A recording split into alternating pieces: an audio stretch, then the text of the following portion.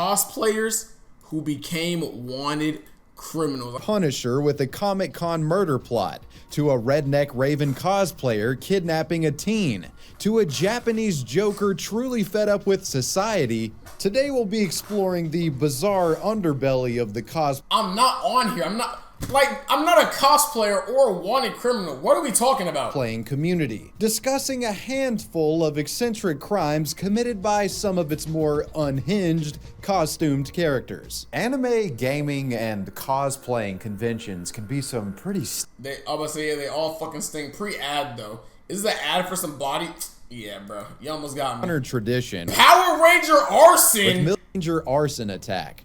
Cosplaying at conventions is a time-honored tradition, with millions across the country regularly participating. Most of the time, it's just a fun hobby that allows otherwise unrelated people to meet up, offering a great opportunity to make new friends. Not gonna lie, if I had the bread, bro, I would do some of the cosplays, because I feel like that shit's tough, bro. You dressed as Spider-Man? Bro, all I did was throw on a fucking Spider-Man spandex suit. I'm not a wanted criminal, bro. If I was a wanted criminal, why would I be live streaming everything I'm doing on twitch.tv/HeyStratus? However, a woman was met with a nightmare situation after a crazed stalker who participated in the community. And Sped Batman. Okay, we're not going to call me Sped. Okay. That's what we're not going to do. Yep. Community took notice of her. The story begins in January of 2019, when the annual Anime Los Angeles convention was set to take place at the Ontario Convention Center. Anime enthusiasts attended the event, with many showing up in elaborate outfits, cosplaying as their favorite characters. One such individual was Matthew Toyotome, also known as Ninja Lee. He was a part of a Power Rangers cosplay group, and usually dressed up as the Yellow Power Ranger. Taking a look— that's kind of racist, I'm not gonna lie. At his social media, Matthew was quite the peculiar figure. Aside from the Yellow Ranger stuff, he often posted photos of himself wielding replica firearms, LARPing as a covert secret agent of sorts, with him hiding behind trees and taking tactical positions behind walls and trash cans. Oh no, this nigga's he training, bro. Though he training odd, right his now, behavior was innocuous. Matthew's true slide into criminality is born out of an unhealthy obsession. The man began developing feelings towards a woman in his cosplaying circle. Oh my Her God, name was bro. Julia. Julia was a member of Matthew's Power Ranger group, and she dressed up as the Pink Ranger. The nigga was mixing business with pleasure. The story goes that Matthew would eventually make his romantic feelings known to Julia, but she wasn't interested and politely rejected his advances. At this point, you would expect that he would simply accept his losses here and move on with his life like— yeah, I don't know, bro. We literally just got done watching a video of a nigga that murked 30 women because 3 million or 30 million of them said no to bro. Like, I'm not gonna lie, what is up with niggas not being able to take rejection? Like, holy shit, my nigga. If you get rejected from a job, you gonna pull up to the fucking job and shoot everybody in GTA? Like, come on, bro. a normal person. It gets to a point, But dude. if he did, we wouldn't be talking about this guy, would we? Matthew was furious about getting rejected. His anger simmered and boiled over Right, into nigga. a full-on hate. Like, nigga, you could probably find fucking 300 other bitches in your hometown that look just like her. Hatred towards the Pink Ranger that politely rejected his advances. And bro, like, over some mid? You mad over some mid, my nigga? This is the best you can do? Her? deranged bro. man started plotting his revenge. The fuck? A plan that he would eventually execute during one of the night's festivities at Anime LA Con. On January 16th, At the convention, it's Matthew crazy work, strolled though. into the parking lot of the Azure Hotel and Suites, where Julia's vehicle was parked. In surveillance footage that was later publicly released online, you can see Nigga the blew her man car up. casually smoking a cigarette. Later in the clip, he walks over to her car and pours gasoline all over it before proceeding to set it on fire. As Matthew quickly left the scene of the crime, flames engulfed the surrounding cars in the lot, Oh my causing God! massive amounts of property damage. This also resulted in the hotel's fire alarms being triggered. Authorities were called soon after, with hotel— So, nigga, did the cars not blow up, or does that shit only happen in GTA, bro? Like, I thought, I was expecting the car to, like, explode and then have a domino effect and explode every other car, bro. customers even being evacuated. Local news outlet ABC7 interviewed a hotel patron named Hank Lugan, who had this to say. Like, one of the police officers were like cutting through one of the cars. This is crazy. I think one of the people that we actually know, their cars are like completely melted. While nobody had been physically injured, 7 different vehicles in total sustained some form of damage. That's insane, Despite bro. the fire, police were initially hesitant to classify it as an arson attack, though their opinion regarding this matter soon changed after being provided footage of the guy literally creating the fire by— Like, damn, bro, you couldn't have done it, like, out of view. Like, bro, did you not, like, check? See, some criminals are just fucking stupid. Like, if you don't commit a crime, at least try not to get caught. You did this shit right in front of the fucking camera, buddy. Like, I thought the Power Rangers fought aliens and shit. When did they start doing arson? Literally. by the hotel manager. When questioned, Julia and her at-the-time boyfriend quickly identified Matthew as the individual in the video. God. The man was soon arrested, being charged not just for the arson attempt, but for his obsessive stalking as well, being given and held on a whopping $250,000 Yo, I'm not gonna lie, bro. $250,000 for stalking is crazy. bail. Julia would make an Instagram post detailing the ordeal, thanking everyone for their support and asking for contributions to her GoFundMe, which eventually raised over $15,000. Some of the other victims of the fire also A-Tat, new method unlocked. asked for donations, with the entire cosplay community rallying together to try to give what they could. This That's real, guy though. was clearly a disturbed individual, and I'm thankful that his incel rage only resulted in property damage and that nobody Oh yeah, GG's. Any nigga that dresses up like this has something going wrong with their was brain. physically injured or worse. Redneck Raven cosplayer gets prison. Teen thought that Titans was a is a fucking classic boy. superhero show in the minds of both casual up, and Uzo? hardcore cartoon lovers. Adults and children alike found the characters layered and dynamic, with Raven possibly being the best example within the show. Our next subject was a Raven cosplayer who not only fails to emulate Raven in just about every way imaginable, but this Titan ironically would help in the kidnapping of a teen. On November 4th, 2022, an unnamed teenage girl was abducted by a then 22-year-old man named Kobe Jerome Jordan. He had allegedly Bro, y'all seen that video of that white ginger nigga that looked like Queso going around and rapping and shit, bro? I don't know why this. I think the beard, bro. I think the beard just gave me Queso vibes, and I thought of that rapper that be saying nigga. But bro, I know some people gonna be like, hear me out, man. Fuck no, bro. That bitch was fucking grotesque as shit. But I feel like every female that cosplay always like they're bound to either do a Spider-Man cosplay or a fucking Raven cosplay, bro. That's like the main ones I be seeing. picked her up in his truck late at night, Or bringing her have to seen. the home of a woman named Molly Michelle Jarrett, who lived in the town of Pansy, Alabama. And you ain't even pull off the cosplay right, bro. Like, you could have found somebody else that fits your swag. This Raven does not fit you, bitch. I'm sorry. Like, Another woman Fucking named jump Destiny scared. Star Lewis was also present throughout and bro, holy shit. We got a fucking triple threat among us, bro. God this damn. entire ordeal. According to the U.S. Attorney's Office, this kidnapped young girl had Of initially Alabama. gone with the man willingly. To this day, Nigga from Alabama to Florida. Oh my goodness. it's unclear what the girl's relationship to these 3 adults were, and if it is known, it might be It's not hidden that for far, privacy but- purposes. However, it can be reasonably assumed that she was on decent terms with them beforehand, making what happened next all the more shocking. The girl was taken to an abandoned building in Jackson County, Florida. Keep in mind that Pansy is close to the border between the 2 states, meaning that they hadn't actually traveled that far. Yeah. This is where the pleasantries seemed to stop, with Kobe binding her limbs with duct tape and brutally beating her. The trio then dumped the teenager at a seemingly random spot nearby, driving back home to Alabama soon after. The young girl was fortunately able to break free of her bonds and got out. Like, bro, genuinely, bro. Genuinely. What the fuck? Like, okay.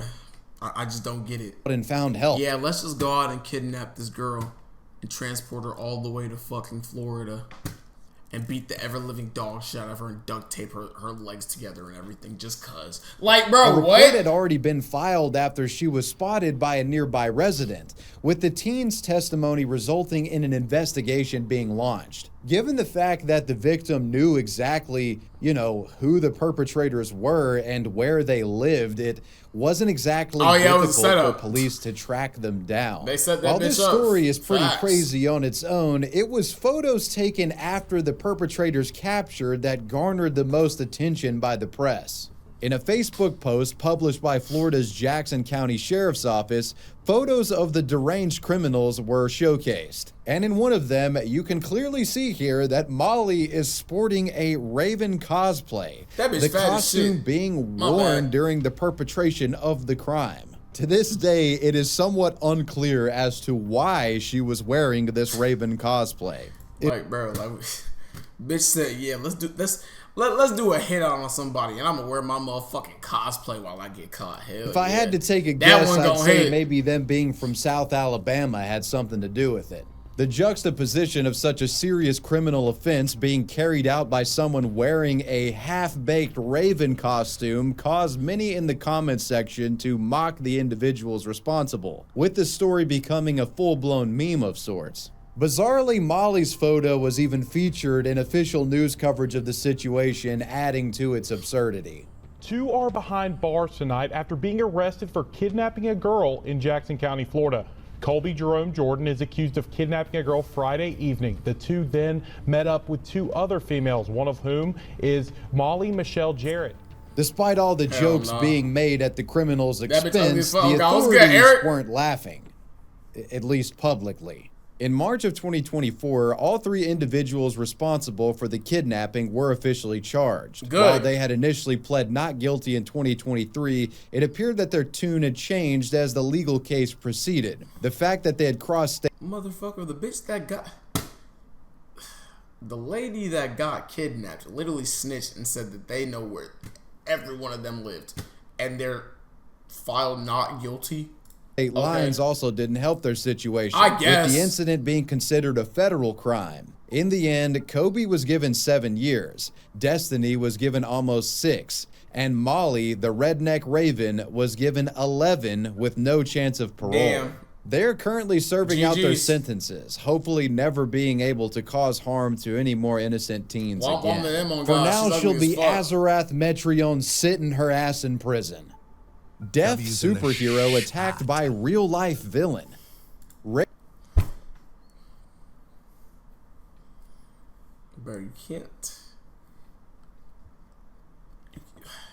You could have said something different during that.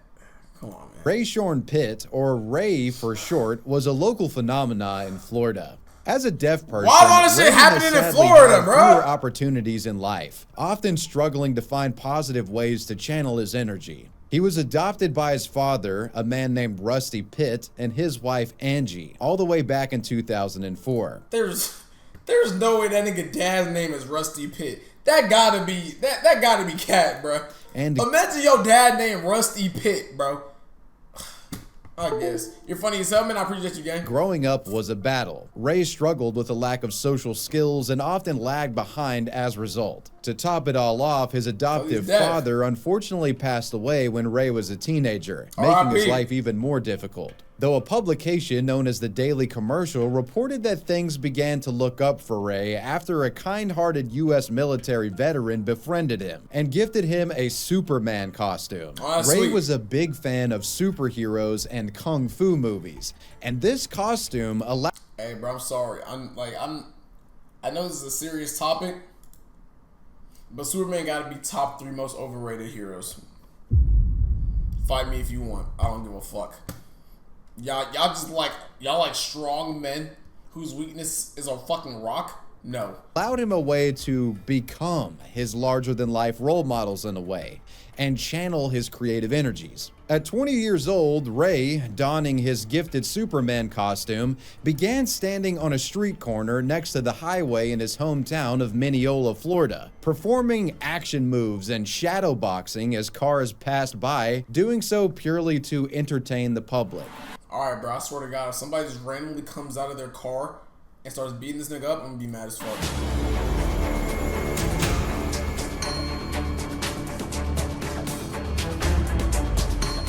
Despite an occasional mean-spirited person making fun of him, most of the local residents found his presence to be positive, eventually dubbing Ray the Mineola superhero. Overall, it was a positive experience for him. It provided him with an opportunity to express himself, all while becoming a well-known and frankly beloved member of the community. However, this would change in the summer of 2017 when Ray met 26-year-old Tyler McCorvey.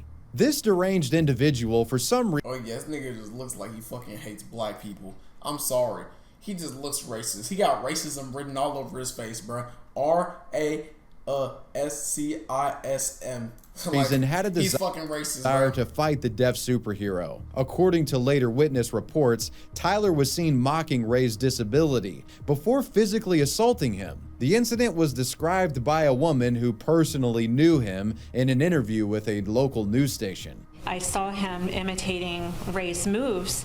In between imitating them, he would hit him for real. Interestingly, a video of That's the Mineola weird. superhero and the villain does exist on... So Tyler's Lex Luthor. Dude, dude, bro. Are we fucking serious, bro? Come on, bro. Online, being posted to YouTube shortly after the story broke by a man named the Rocky Walsh. Yelling at him maybe for being out there doing a Superman thing. Tyler McCorvey was quickly found and arrested, with many baffled as to why he had attacked a beloved local hero. Dickhead, It would that's soon why, become bro. clear that the man was extremely unstable mentally. After his arrest, he claimed that he was innocent and hadn't hurt anyone, despite there being clear evidence of so. Yeah, After GG's. this defense didn't work, he started having a complete mental breakdown. Police claimed in later statements to news outlets that the man screamed at the top of his lungs, even going as far as to dunk his head into a toilet while claiming he wanted to die at the police station. What the fuck? According to WESH News, he was eventually charged with 2 counts of battery and aggravated abuse of a disabled adult. Despite the upsetting nature of this story, there was a silver lining to it. Ray didn't let the incident stop him from pursuing his hobbies as a superhero, and he went right back to the same street corner soon after to continue his work shadowboxing. W, bro.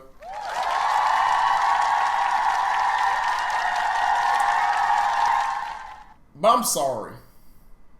Like, I know this is like a serious situation. But this nigga really doing this and he can't hear nothing. Like, isn't that crazy to think about? Like, he's doing all these anime punches, these superhero choreographed moves and shit. These cars are passing and he can't hear a goddamn thing. And entertaining the public. Because That's of this crazy. and the viral nature of the story, Ray became a sensation overnight, with hundreds of local residents showing their support for him on... Like, bro, like, just think of him doing this like this, bro.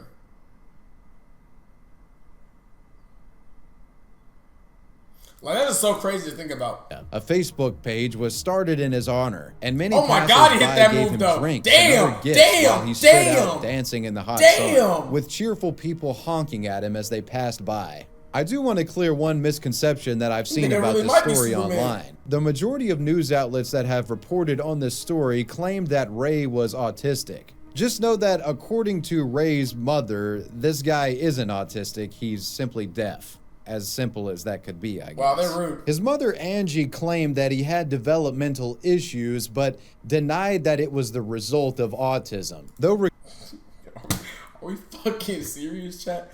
Mike Tyson might have comp. He can't listen to superhero movies. regardless, he was still a disabled adult who had been unjustly victimized. Thankfully, the community came together to support him. While the criminal in this story isn't actually the cosplayer, I did want to include it. The Mineola superhero story is a nice reminder that sometimes strangers so we can got band fucking together to clickbaited. make a Okay. positive impact We on got someone's clickbaited life. then. These people came together to support an at-risk individual who they beloved in their town. While it's unclear exactly what the Mineola superhero is up to today, a video has been posted in recent years showing that he's on the same street corner performing his signature moves.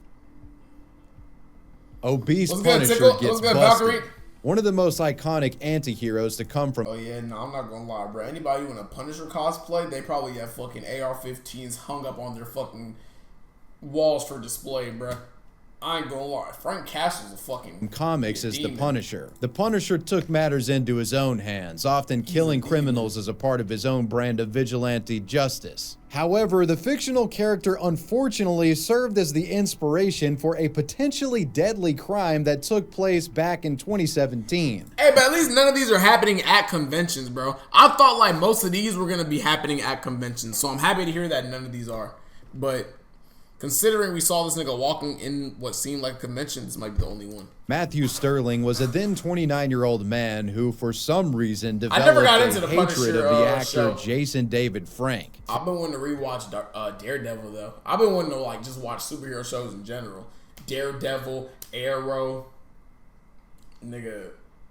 Just, I don't know. Frank, for some reason, developed a Iron Fist. hatred of the actor Jason David Frank. Frank being best known for playing the iconic 90s iteration of the Green Power Rangers character. While his logic was a Why bit does he unclear, hate that it nigga? seems Sterling's rage was enough for him to want to take matters into his own hands. Matthew Sterling hatched a plot to show up to the 2017 Comic-Con event held in Arizona while dressed up as the Punisher. And he wanted to shoot Jason when he was there, the actor being a scheduled speaker at the event. Matthew also planned to kill any police officers who tried to stop him. The overweight Punisher purchased real firearms and an assortment of other weapons. He geared up and traveled to the convention, arriving on May 20. Like, who the fuck does this nigga think he is, bro?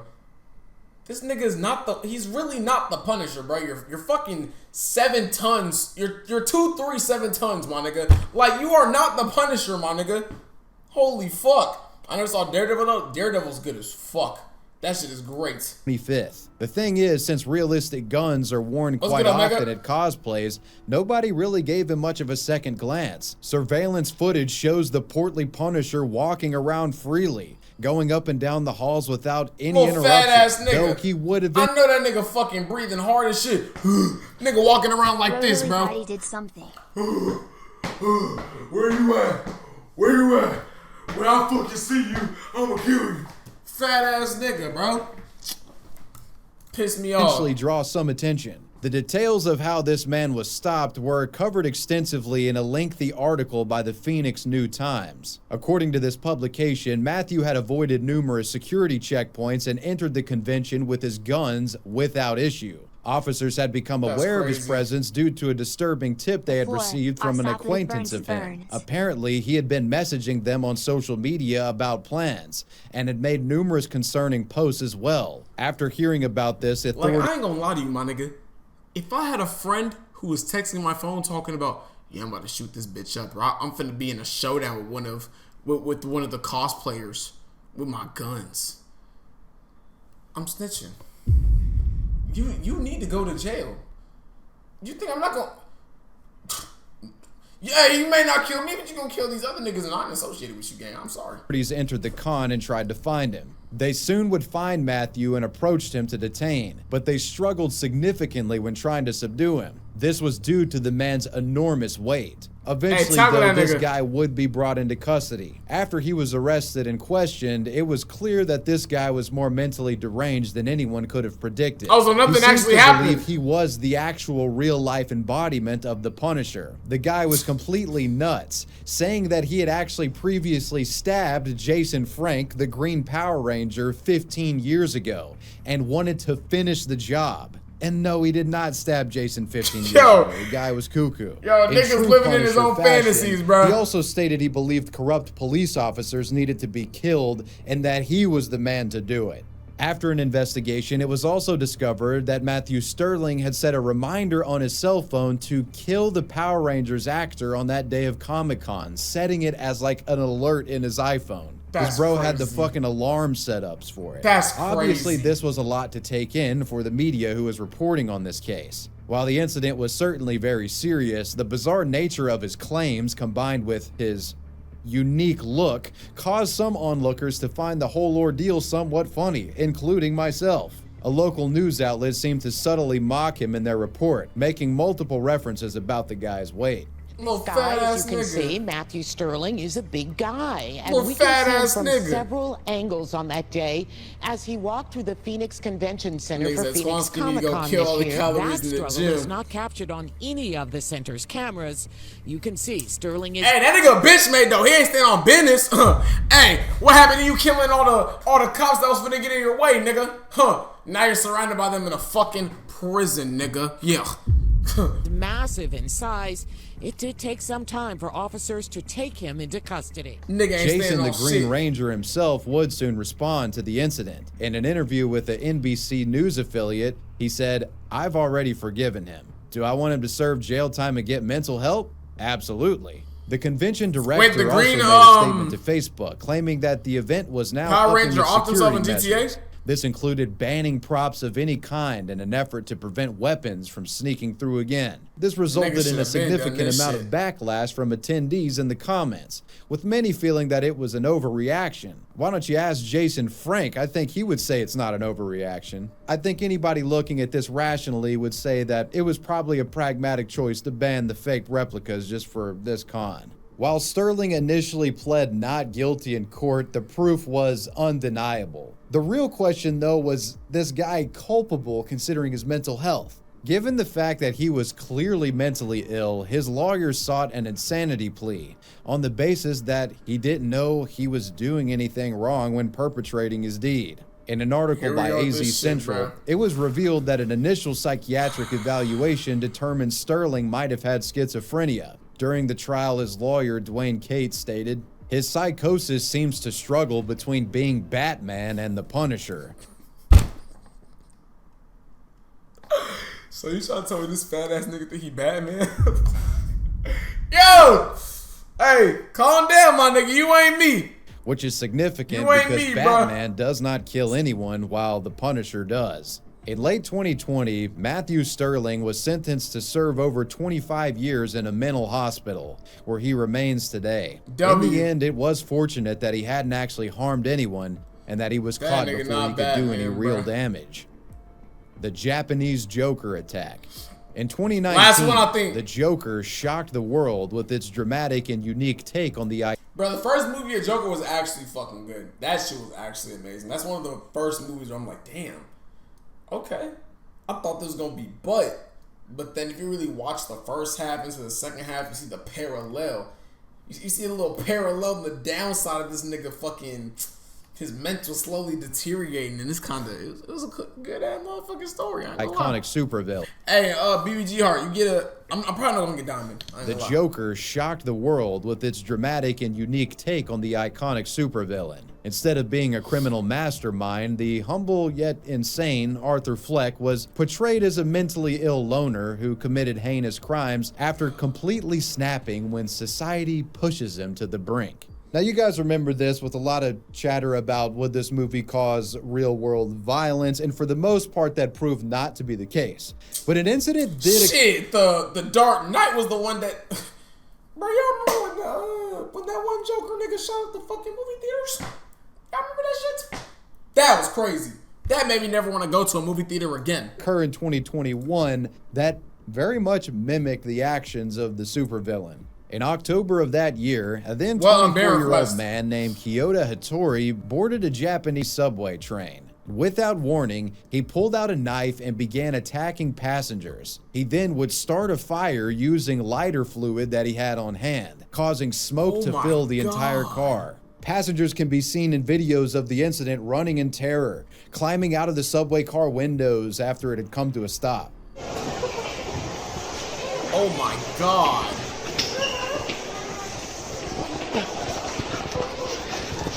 Panic and What's confusion good with ensued, niggas, man? with the suspect soon being apprehended by authorities. In the end, he managed to cause minor injuries to 16 people, with one 72-year-old man being hospitalized after it was 16. Hey, buddy.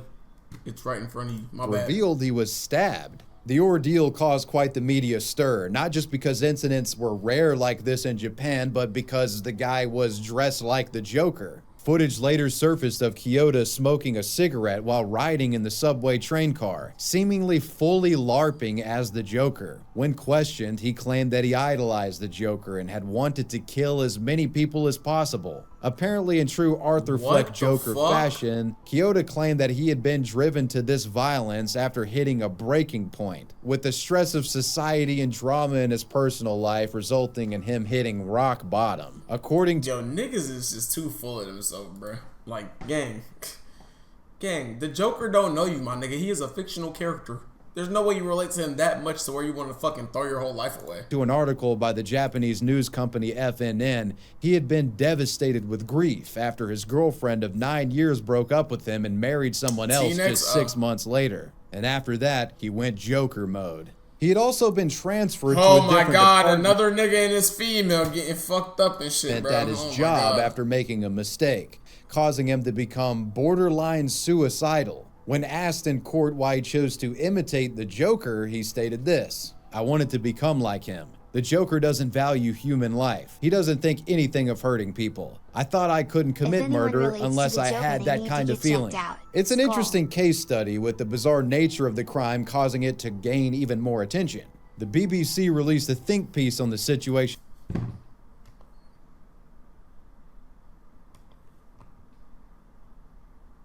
Damn, I don't have that soundboard added to my shit, bro. Fuck, bro.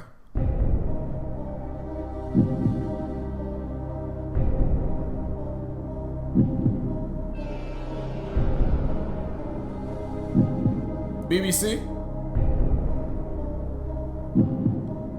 My bad. Soon after, analyzing the cultural reasons as to why the event occurred, and commented on Japanese society in general. The article makes a point that several other similar attacks had occurred in the past. One particular incident from 2008 is mentioned when a man drove a truck into a crowd of people and began stabbing them. His reasoning for the attack had been similar to Kyoto. He faced pressure in his personal life, seemingly became suicidal, and then took his frustrations out on society. When questioned by the author as to why he dressed up like the Joker, a Japanese criminal psychologist had this to say: "He is a distorted attention seeker. By dressing up as the Joker on Halloween night, he thought he will stand out more. By acting like the Joker and saying he looked up to him, he can get more attention." Yo, I'm not gonna lie. On Halloween night, you know how... Bro, I'm not even gonna lie. I don't be seeing niggas wearing the Joker outfits. I'll be seeing females wear the Joker outfits way more than niggas, bro. What the fuck? From the people. I don't think he I've heard decided of to BBC copy News. the I'm just Joker trolling. because he saw the movie. Kyoto Hattori was eventually sentenced to serve 23 years in prison, with the incident still remaining a topic of discussion in Japanese media even to this day. And well, you made it to the end. Let me know who or what you want me to talk about next, and I want to give a major shout out to my patrons. I appreciate. Hey, bro, god damn, holy fuck. All these are your Patreons? But W fucking video though, W video.